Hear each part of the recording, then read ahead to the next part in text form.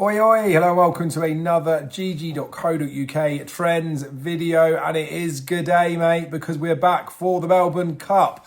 I've tried to take note from last year's video with some of the comments in there about certain horses that have run in this race in the past, some bits of information, pronunciation, the way that betting may work over in Australia, things like the fact that each way betting's not there, it's a win and place markets only. But of course, over here on these shores, this is a video being produced in the United Kingdom. Each way betting is a thing, so some of my references may be relevant depending on where you're watching this, but welcome wherever you're watching this from. And also, I guess, welcome wherever you're going to watch this race from. Tuesday, the 4th of November is when this race is due to take place. It's going to be a phenomenal race again. I think in recent years, with Willie Mullins and especially Vauban going over there, it has brought quite a bit of attention to the race from this side of the sea. So I think that's a very big positive. Of course, it's a massive race in Australia, in the home nation. It's the race that stops that nation. It's a big spectacle. It's a race that I find more and more fascinating each year that I start to look into it. And I've gone through some of the trends again. So there is a link in the description for the full trends article. Within there, I look at a few different brackets of categories. So we've got focus trends for age, for prices, for the draw, weight carried, Melbourne Cup, previous and prep races going into the race. We've looked a bit towards the breeding. We've looked at the sex of the horse and headgear, whether that's a positive, negative or neutral. So I'm going to paraphrase some of the bits of information for the race, talk about where I think probably you could be led towards to find a winner. But before we do that, let's quickly skim through the current odds at the time of recording. This is being recorded at 9:45 on the 23rd of October, 9:45 UK British summertime. The clocks change as well on Sunday. Not that that's relevant for this video, but might as well just chuck that in there. We've got, it's a proper decent looking race. There's been a few changes in the last week or so. Won't necessarily dwell on those. But at the time of recording, we have Al Riffa as a 5-1 favourite. Half Yours is its second in the betting at 6-1. Valiant King at 8-1. Precious Nocturne in at 10-1. Maidan, who's Sea of Blue on odds checker at the moment. Top price 16-1, but a general 14's probably more of a general 12-1 to be fair. River of Stars is in next at 16-1. Fervor is 20-1. We've got Absurd in at 20-1, and it's 25 or bigger the rest. So big race. I'd be very keen to know your thoughts on who you think can go in and get this job done. We've had some real big name winners of this race in the past. It's definitely been a bit of a turn-in trend race, I think. We used to have lots of mares winning this race, and I say lots of mares winning this race. We had a mare, Maccabee Diva, that used to just dot up in this race 3 times on the spin, I think it was.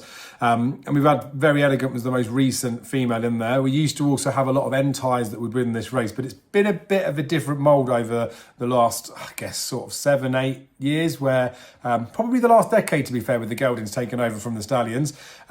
But the draw types of things seems to be in a bit of a pattern. There's specific barriers that seem to do much better than others. So again, there'll be lots of information that's in the article. You can go and check that out. But for the purpose of now, let's just paraphrase a few of the top line trends that I think would be relevant for this. Now, of course, the draw, the final decks, all those bits and pieces are very important to this, to find the final answers in there. But we can get ourselves a bit of a feel for the profile of a horse that you'd kind of hope would be drawn in the right place or would get the run of the race. Now, the first trend that I've marked down, again, these are in, I say again, but they're in no particular order. The weight of these, if you read the article, you can see how much emphasis you might want to put in there. But the first of the top line trends would be that the horse is aged between 4 and 7, though they're rarely older than 6. So we're talking about a 4, 5 or 6-year-old.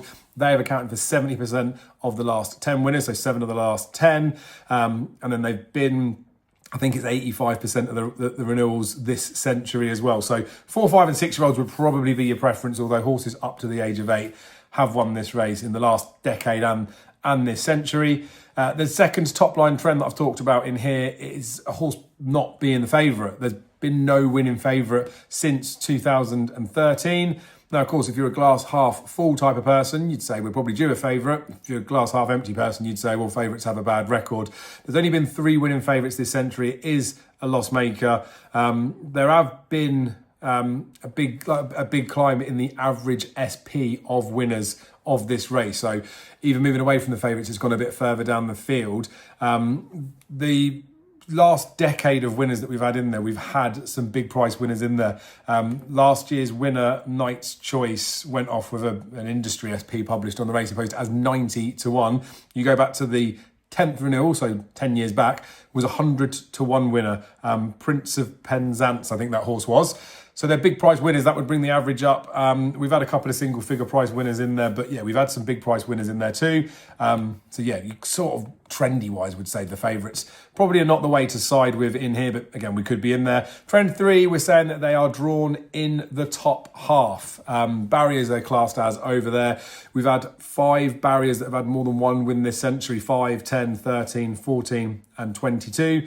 And then in the last decade, those ones are in there, apart from 22, that's not had a winner, and neither is 14. But there's a different list of all the barriers that have won in the last decade, so they're set in there. But from the top half perspective, this century, 56% of winners have come from the top half of the barrier draws. 7 of the last 10 have.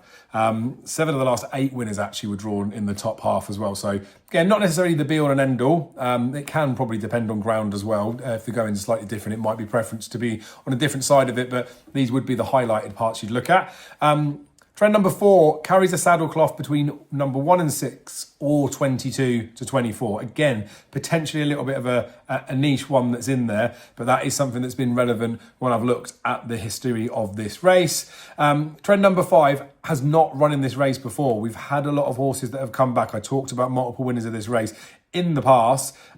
It does look like horses that are having their first look in the race have preference. So 7 of the 25 winners this century had run in the race before. 3 of the last 10s were set at about 30%, but you're going to find more winners by finding a horse that's having their first run in there. Also within that, we looked at some horses that had their prep run. So lots of horses have prepped in the Caulfield Cup, the Cox Plate or the Geelong Cup. 60% of winners this century have ticked one of those boxes. 40% in the last 10. Again, it kind of depends where the horse is going to be coming from and who might be up there. Our Riff being where he's from. Might be a slightly different dynamic in there. We talked about the stallion part of it a little bit earlier with the number of winners. Gelding is what we're looking for at the moment. That would be preference rather than looking for an entire. Although again, from the entries and the horses that are in there, that may not actually help whittle things down at all. And an interesting one that would be a bit of a niche bonus trend we've marked down as trend number 7 is a horse wearing a tongue tie. We've had a few of the recent winners that have won with a tongue tie. 3 of the last 5 have actually sported a tongue tie. Some of those horses have also had a bit of headgear. Blinkers used to be a bit of a thing before. Cheek pieces have been the more recent piece of headgear. But yeah, potentially there is something that's lying within that now, that the application of a tongue tie can sometimes help. We know on these shores that a windop can potentially boost the chances of a horse. That's not to say that they're intentionally running them not on merit prior and then they're going to do the wind tinkering to help the horse out. But it can be a case, maybe when an application of a tongue tie goes on there, it's a horse that needs a little bit of extra help to eke that little bit out. It's fine margins in a big race such as the Melbourne Cup. Maybe that is the difference in there. So again, like a bit of a niche one, whether you want to put any real emphasis on that, I don't know. But if you get yourself down to a couple of horses, or a horse maybe just misses out in a box, but then maybe has the tongue tie on there, that could be enough to lure yourself back in to say, I'm going to give him a chance, regardless of everything else. So that covers this particular video for the Melbourne Cup. I really hope that you guys have enjoyed it. Please drop a like on the video if you've liked the video. Make sure you comment below with anything that you fancy, any bits of insight that you guys have got, especially you guys on the home nation. You're really supportive of this channel. You were very helpful last year. Appreciate my pronunciation of some things and some of the ways that I might talk about some of this stuff will sound like I don't know exactly what I'm talking about, and it is just that. I'm learning about the Melbourne Cup myself. We've got lots of experience in our domestic racing over here, so if you subscribe to the GG.CO.UK channel, you will be able to see our stuff. Weekly we do previews for the weekend racing. We do cover some of the international stuff too, but all the big flat stuff, all the big jump stuff in the UK is on our channel. So again, thank you so much for your support. Best of luck, whoever you're on in the Melbourne Cup. Enjoy it. I know that I'll be getting up to watch the race to see what happens in here. Fingers crossed the trends piece is going to help us whittle this field down and maybe even find a winner. But again, whatever you're doing and whoever you're on, I wish you the best of luck and we will see you again very soon.